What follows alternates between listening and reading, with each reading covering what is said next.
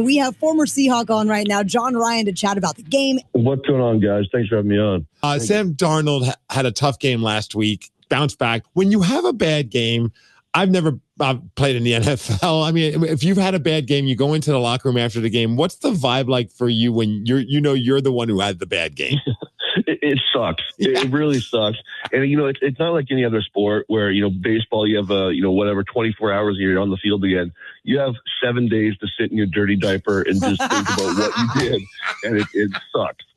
And, I think that Sam Darnold probably had a bit of a rough week thinking about that. And he definitely had a great game, I thought, yesterday. Yeah. And I think when you have a receiver like JSN that you just throw the ball up to all day, I think it's a little bit easier to have a bounce back day.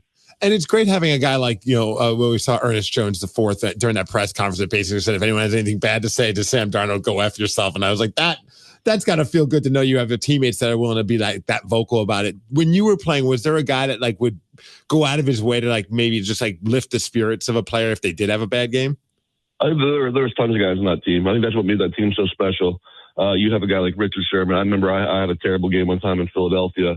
And Richard Sherman stood up in the team meeting and said that, like, we got your back. Don't worry about it. You're going to be there for us. You have a guy like that when, sometimes you might look on the outside, you see, a punter had a bad game, and the number one star on the team stands up for him. The Daily Migs Show.